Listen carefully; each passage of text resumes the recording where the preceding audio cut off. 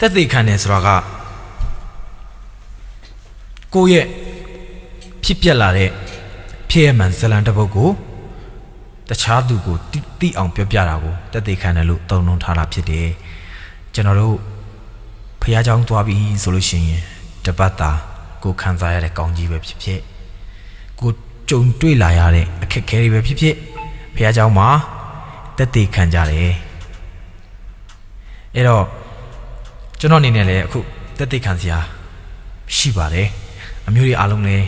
ကျွန်တော်ရဲ့ဘဝအကြောင်းကိုနားလည်ပြီးသလောက်ဖြစ်နေပြီပေါ့နော်ဒါပေမဲ့မသိသေးတဲ့လူတွေအခုထပ်ပြီးမှကျွန်တော်ပြောပြခြင်းတယ်ဆိုတာထက်တက်သိခံခြင်းတယ်လို့ပြောတာပါโอเคအခုကျွန်တော်ရဲ့ဘဝကို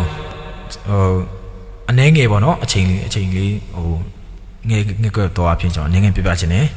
ကျွန်တော်ငယ်တုန်းကတော့ကျွန်တော်တို့မိသားစုကအရန်ဆင်ပြေတယ်အဖေရှိတော့ပေါ့နော်အဖေကဆက်ဆက်ရသူလောက်ကန်ရှာဖွေကျွေးမွေးတယ်မိသားစုပေါ်မှာတာဝန်ကြီးတဲ့အတွက်ကျွန်တော်တို့အဖေကဟိုးဖားကန်မှာကားသွားမောင်းနေပေါ့နော်ကျွန်တော်တို့ကတော့ခန်းတီးမှာပဲအမေရဲ့အဖွားရဲ့ကျွန်တော်ရဲ့ညီလေးရဲ့ကျွန်တော်တို့အတော်တို့မိသားစုရဲ့ပေါ့နော်ကျွန်တော်တို့မိသားစုတွေနဲ့အတူပျော်ပျော်ရွှင်ရွှင်နဲ့နေနိုင်ခဲ့တယ်အဖေကမထင်မှတ်ပဲနဲ့ကျွန်တော်12နှစ်သား6တန်းလောက်မှာဆုံးသွားတဲ့အခါမှာအဖေရှိရုံကလို့မခက်ခဲမလွယ်ကူတော့ဘူးပေါ့နော်ခက်ခဲခဲ့တယ်ပေါ့အဲ့တော့အမေကလည်းသူ့မိမသားအားနဲ့သူတတ်နိုင်တယ်လို့လောက်ကန်ရှာဖွေကျွေးမွေးပါတယ်ထင်းနေအစိမ့်နေပေါ့နော်တော်တယ်သွားတယ်ထင်းအစိမ့်နေခုတ်ပြီးလို့ရှိရင်အစိမ့်လက်ကြီးထိုင်ခဲ့ရတာကျွန်တော်တို့အချောက်မဟုတ်ဘူးပေါ့နော်ထင်းချောက်ကနည်းနည်းပေါ့တယ်ပေါ့ကျွန်တော်ထင်းအစိမ့်ကျတော့ပိုလေးတာပေါ့နော်ထင်းအဆူဆိုတော့ပိုလေးတယ်အဲ့ဒီထင်းအဆူကြီးတွေကျလဲကျွန်တော်တို့ထမ်းပြီးမှအိမ်ကိုပလိုင်းကြီးထမ်းပြီးကျွန်တော်လည်းထမ်းခဲ့ဘူးတယ်အမေကိုကူခဲ့ဘူးတယ်ထင်းဆူကြီးတော်ထဲကခုတ်ပြီးထမ်းပြီးအိမ်မှာပုံနေလန်း6ပြီဆိုလို့ချင်းအထင်းတပလိုင်း1000အဲ့တော့ငါမှတ်မိတယ်ထင်းတပလိုင်းလုံးမှာနော်ကျွန်တော်1000ပဲရတာငွေ1000နဲ့တွားရောင်းဖူးတယ်ငွေ1000နဲ့တွားရောင်းဖူးတယ်1000လေးရလာပြီဆိုရင်စံတပီက800လေးကျွန်တော်အဲ့တော့ကဆိုရင်စံအကောင်မစားနိုင်ဘူးကျွန်တော်တို့ဒေတာဘက်မှာဆိုရင်မနော်တို့အေယာမင်းတို့အရန်ပေါ်တာလေအေယာမင်းဆိုရင်နည်းနည်းလေးဈေးကြီးတယ်ဈေးကြီးဆိုလို့ဈေးကြီးတာမဟုတ်ဘူး200 300လောက်ပို့တယ်ပေါ့နော်မနော်ကျတော့800နဲ့ရတယ်ငွေ800နဲ့မနော်တပီစံတပီဝယ်လို့ရတယ်အဲ့တော့အဲ့ဒီ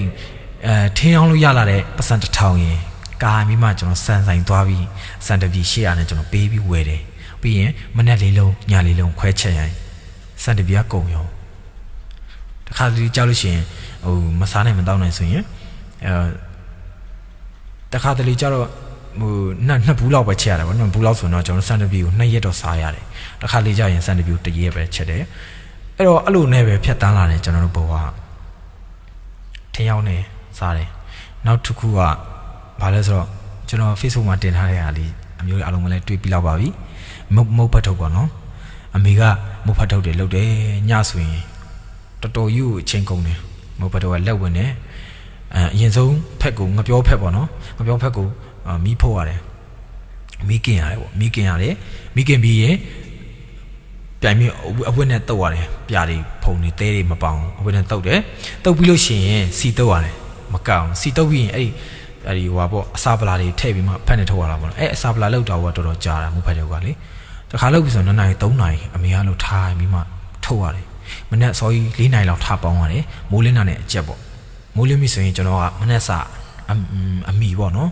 ဟိုနောက်ကြမှာဆိုလို့မနေ့စာအမီဆိုပြီးကျွန်တော်အဲ့အမီပေါင်းထားတဲ့မိုးဖက်ထုတ်လေးတွေယူပြီးမှကျွန်တော်ကရက်ကွက်ထဲမှာလဲရောင်းတယ်ရက်ကွက်ထဲရောက်တော့တချို့ကကြိုက်လို့ဝယ်တယ်မိုးဖက်ထုတ်ကိုလေတချို့ကကျွန်တော်ကိုတနာလို့ဝယ်တယ်အမျိုးမျိုးကျွန်တော်ကိုအားပေးကြတယ်ကျွန်တော်ဘဝအကြောင်းသိတဲ့သူတွေကတော့တနာပြီးမှ10ထုတ်ဆို10ထုတ်15ထုတ်ဆို15ထုတ်အလိုဝယ်ပြီးအားပေးကြတဲ့အခါမှာရောင်းရလို့ကျွန်တော်တို့တစ်ခါထုတ်ရင်အထုတ်90လောက်ရတယ်ဆိုတော့တစ်ထုတ်100ဆိုတော့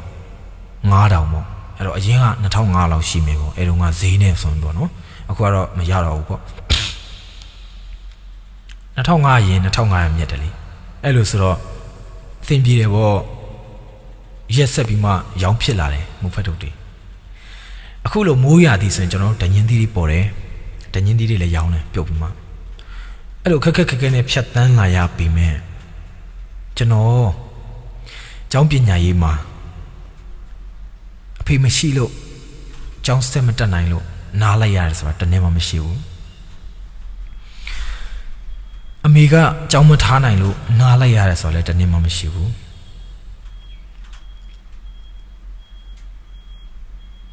ကျောင်းသွားကနေအမျိုးဒုက္ခရောက်တယ်မနေ့ဖြစ်လို့ကျွန်တော်တို့ကျောင်းသွားတော့မယ်ကျောင်းကကျွန်တော်တို့ခန်းဒီမှာမဟုတ်ဘူးလေမုံရွာမှာဆင်းပြီးမှကျွန်တော်တို့ကျောင်းတက်ရတယ်မုံရွာမှာဆင်းပြီးကျောင်းတက်ရတယ်လမ်းကြီးမရှိဘူးလမ်းကြီးက 4-5 တောင်းကုန်တယ်ဆက်လေနဲ့ဒါတော့မှလေရင်နဲ့ဆိုရင်သိန်းငွေကုန်တယ်ကိုကပတ်စံမရှိတော့အများနဲ့ဆက်လေနဲ့2ည3ရက်ဆက်လေပေါ်မှာနေပြီးမှမုံရွာကျောင်းတက်ရတယ်မနေ့ဖြစ်လို့ဆင်းတော့မယ်ဒီနေ့လို့ပတ်စံမရှိဘူးလက်ထဲမှာအိုငိုပြီးမှကိုဘွားကိုနာလွန်းလို့ကိုဘွားကိုမုံတီးလွန်းလို့ခံပြင်းလွန်းလို့အဲ့ဒီကကျွန်တော်အိုငိုပြီးမှကျွန်တော်ဆူတောင်းတယ်ဒါပေမဲ့အဆင်ပြေခဲ့တယ်မနေ့ဖြစ်သွားမယ်ဆိုရင်မနေ့ဖြစ်စင်းကိုဆင်းရတယ်မနေ့ဖြစ်သွားဖို့သွားဖြစ်တယ်အဆင်မပြေသေးလို့ရက်ရွှေ့တယ်လို့မရှိဘူးဒီနေ့အောင်လို့နောက်တစ်နေ့ဆက်တက်ရပြန်ပြီဒုက္ခရောက်ပြီမှာနောက်တစ်နေ့ကအမေကတော့တည်ကြတယ်လေအမေကတော့ကြောင်းဆက်မထားနိုင်ဘူးအဲ့တော့ဘသူကိုအကူကြီးတောင်းလို့တောင်းမှမသိဘူးဘသူကကြောင်းထားပြီးမယ်ဆိုတာလည်းမသိကြဘူးအဲ့တော့ကြောင်းပိတ်တဲ့ကာလတလားနလားလုံးကကြောင်းဖွင့်တော့မှရက်ကိုစောင့်ပြီးမှလူသားတယောက်အနေနဲ့ပူခဲ့ဘူးတယ်ဖះကအရာတတ်နိုင်တယ်ဆိုတာမှန်ပေမဲ့လူသားတယောက်အနေနဲ့စိုးရိမ်ခဲ့ဘူးတယ်ကြောင်းဖွင့်လာရင်ငါဘာနဲ့ကြောင်းတက်မလဲဆိုတာစဉ်းစားခဲ့ဘူးတယ်ကြောင်းဖွင့်လာတော့လေပြီးခဲ့တဲ့နှစ်ကလိုပဲရက်ကလေးစိတ်က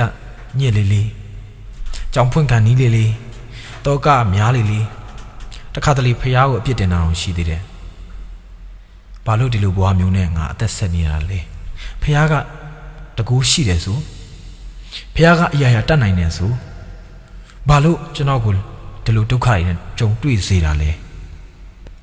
ဖះကဖန်ဆင်းရှင်ဆိုဘာလို့စင်ရဲသားတွေကိုဖန်ဆင်းတာလဲအမျိုးဖះကိုအပြစ်တင်တယ်နောက်ပိုင်းနားလည်လာရတာကဘာလဲဆိုတော့ကျွန်တော်သာအဖေမဆုံးမင်းနဲ့အဖေရဲ့ရှာထားတဲ့အဖေရဲ့ချွေးနှင်းစာတွေကိုအစင်သင့်ထိုင်ပြီးသုံးခဲ့မယ်ဆိုရင်ရောကျွန်တော်ကြောင်းပြီးပါမလားကျွန်တော်ဒီလိုနားလည်မှုတွေအမေပေါ်တည်တတ်မှုတွေဖြစ်လာပါမလားတနေ့ပြီးတနေ့အဖေပေးတဲ့ပတ်စံနဲ့ကြောင်းတက်ပြီးမှကိုဘွားကိုရောနားလည်ပါမလားအဖေကချွေးနေစာနဲ့ဟာအဖေပြင်ပမတ်နဲ့ရှာထားတာငါစာကြိုးစားမယ်ဆိုတဲ့အတီကိုကျွန်တော်ပေါက်လာပါမလားအဲ့လိုတွေးမိတယ်ခက်ခဲတဲ့ဒုက္ခတွေ့တယ်ဆိုတာကတော့လူတိုင်းမကြိုက်ဘူးပေါ့နော်ဒါပေမဲ့ဘဝကလောကကြီးကဘာကြီးကလည်းလဲပတ်နေတာဘဝဆိုတော့လေဒီလိုပဲအချိန်ပြည့်လဲနေတာတဏှာတွေရက်မနေဘူးပေါ့နော်ကျွန်တော်တို့အရင်တုန်းကဆင်ပြေခဲ့တယ်ဒါပေမဲ့လူတိတဲ့ခါစားမှာတော်တော်လေးဆင်းရဲတယ်အဲ့ဒါဒီအလုံးကကျွန်တော်အတွက်ကြံစီထားတဲ့ဖျားကြံစီတွေပဲဖြစ်တယ်ကျွန်တော်သာအဖေရှိခဲ့ရင်ကျွန်တော်ပျက်စီးနေလောက်ပြီဘာဖြစ်လို့လဲဆိုတော့အဖေကလူလေးသိမရှိအောင်ငယ်တုန်းကဆိုရင်သူကပတ်စံအရန်ရှာတော့တယ်အဖေကလေအဲ့ဆိုတော့ကျွန်တော်တက်တူတက်မယ်ဆိုရင်ဟာဆိုင်ကယ်ကြီးကားကြီးတွေနဲ့ကျွန်တော်ကိုကြောင်းထားပေးလောက်ပြီကျွန်တော်လည်းအဲ့ဒီကားတွေစီးပြီးမှကြောင်းမတက်ပဲနဲ့ဟိုတရားအောက်ဒီမှာဟိုအခုခစ်စားနေတယ်ပါလေကော်ရှူတာတို့စေးချတာတို့အဲ့လိုလှုပ်တဲ့လူငယ်လေးတယောက်ဖြစ်နေလောက်ပြီဒါပေမဲ့အခုလိုဘဝကိုခက်ခဲနဲ့ရုန်းကန်လာရတော့ကိုယ့်ရဲ့ဘဝကိုနားလဲတယ် ကိုလူလူမျိုးတွေ့ရင်တနာတယ်စာနာစိတ်တွေကနှက်ဆပို့ပြီးပေါက်ဖွာလာတယ်အဲ့တော့ဒါကဖះကိုအပြစ်တင်ဖို့အပြစ်တင်စရာရှိသလားပြန်စဉ်းစားကြည့်တာပေါ့နော်လိုချင်တာရှိရင်အရင်ကြီးကတော့ပေးရမှာပဲလीနော်အဲ့တော့ကျွန်တော်အခုလို့မိဘပေါ်နားလေတိသက်တဲ့သူတယောက်ဖြစ်လာအောင်အဓိကကျွန်တော်ဘောပုံဖော်ပြလိုက်တာကတော့ကျွန်တော်တို့ကိုယ်ကွယ်နေတဲ့ဖះပဲဖြစ်ပါတယ်လူသားတိုင်းအတွက်ဖះမှာအကြံစီရှိပါတယ်ကျွန်တော်တို့ဘယ်မှာဘလို့အသက်ရှင်ရမယ်ဘာတွေလုပ်ကမ်းရမယ်ဆိုတာကဖះကကျွန်တော်တို့အတွက်အကြံစီရှိပြီးသားပါကျွန်တော်တို့ကနားမလည်လို့သာကိုထင်ရနေစွတ်လုံနေမိတတ်တယ်မထင်သလိုဖះကိုအပြစ်တင်တတ်ကြတယ်တကယ်တမ်းကတော့စကားပုံကတော့မိနေလို့ကျွန်တော်တို့ခက်ခဲနဲ့ကြုံတွေ့နေရတယ်ဆိုတာကဘယ်လိုပြောမလဲအသာဆန်ရဖို့ပေါ့နော်အနာခံရတာကအသာဆန်ရဖို့ပါလို့အဲ့တော့အခုကျွန်တော်တို့ဘယ်လိုပဲဖြစ်ဖြစ်အခုဒီ live ကိုကြည့်နေတဲ့ 1K ညီကိုမောင်တို့အားလုံးပဲကျွန်တော်ခွန်အားပေးချင်တာကဘာလဲဆိုတော့ခက်ခဲနဲ့ကိုရုန်းကန်နေရပြီမဲ့ရင်ဆိုင်နေရပြီမဲ့ဒီကိုရုန်းကန်လိုက်ရလို့အားဆိုင်လိုက်ရလို့အရှုံးမရှိဘူးဒီအရင်ကြီးကတစ်ချိန်ချင်းမှာကိုခံစားရမယ်အတီးပွင့်မှဖြစ်ပါတယ်လို့အဲ့တော့ကိုယုံကြည်ကိုကွယ်ရာဘာသာတရားတွေရှိကြမှာဖြစ်တယ်အဲ့တော့ဖះကိုအပြစ်မတင်ပါနဲ့လို့ဒါကဖះရဲ့အကြံစီတွေပဲဖြစ်တယ်ကျွန်တော်ဒီလိုဖြစ်လာဖို့ကလည်းကျွန်တော်အရင်ငငယ်ကကျွန်တော်ပေးဆက်ခဲ့ရတာတွေအများကြီးရှိတယ်ဒါကြောင့်မို့လို့မျိုးတွေအားလုံးကိုခွန်အားပေးချင်တာပေါ့နော်အဓိကတော့ခွန်အားပေးချင်တာပါဖះနဲ့အတူသွားရင်တော့ဖះကတစ်ချိန်ချင်းဖြစ်သူ့ရဲ့အကြံစီတွေကိုညီကိုမောင်တော်တွေအားလုံးကိုပြောပြမှာပဲပြောပြတယ်ဆိုတော့ကျွန်တော်လူပါးစပ်နဲ့ပြောပြတာမဟုတ်ဘူးပေါ့နော်အခုကျွန်တော်ဘဝမှာကျွန်တော်ရဲ့အသက်တာမှာကြည်လိုက်ရင်သိနိုင်ပါတယ်ကျွန်တော်ကဒါတက်တည်ပြလိုက်တယ်လို့ပဲပေါ့ဖះရဲ့အကြံစီတွေကဘာလဲဆိုတာကျွန်တော်နားလည်လာပြီအခုဆိုရင်12နှစ်13နှစ်တုန်းကတွေးခဲ့ဘူးလေစဉ်းစားခဲ့ဘူးလေကြီးလိုက်ရင်ဘာလုပ်မှာလဲပေါ့နော်စဉ်းစားတယ်အဖြစ်မထွက်ဘူးဒါပေမဲ့ Sunday School ဆရာမတွေကဆရာမတွေတွန်းတင်တယ်ကိုယ့်ရဲ့ရှောက်လိုက်မဲ့ဘဝတက်တာတစ်ခုလုံးအတွက်ဖះလက်ထက်မှာအပ်ပါဖះကအားလုံးသူလှုပ်ဆောင်သွားလိမ့်မယ်သူဥဆောင်သွားလိမ့်မယ်လို့တင်ပေးဖူးတဲ့အခါမှာတော့ကလေးဆူတောင်းနေပေါ့နော်လိုတာပဲတောင်းတတ်တာကိုကလေးတွေက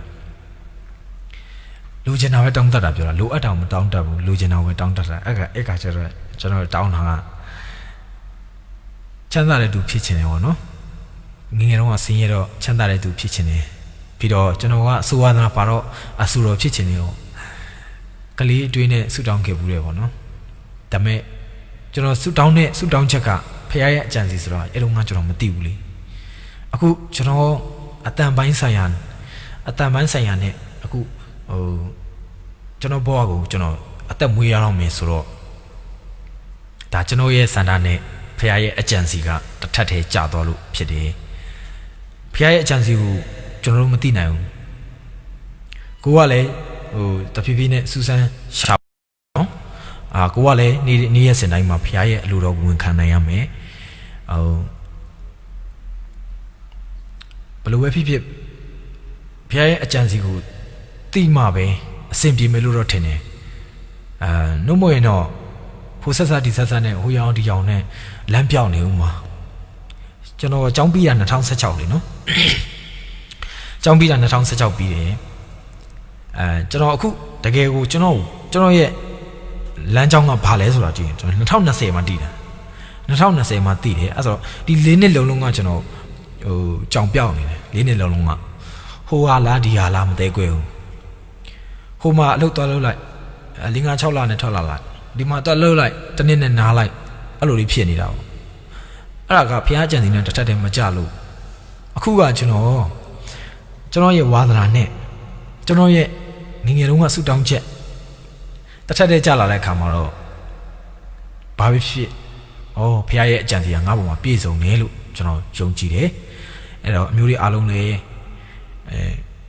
ကိုစီအခက်ခဲတွေရှိကြမှာပဲဖြစ်တယ်အဲ့တော့ကိုယ့်ရဲ့အခက်ခဲတွေကိုလည်းဖះကိုဝင်ချပြီးမှကိုယ့်ရဲ့ခံစားချက်တွေကိုဖွင့်ဟလို့ရပါတယ် ဖရာသခင်ဆိုပေမဲ့ကျွန်တော်ရဲ့တငယ်ချင်းတို့လည်းဖရာကိုစကားပြောလို့ရပါတယ်ဖရာဆိုပြီးကြောက်နေဖို့လည်းမလိုဘူးပေါ့နော်သူ့စကားကိုနားထောင်ပြီးသူ့ရဲ့အကျိတ်ကိုခိုလုံတဲ့အချိန်မှာ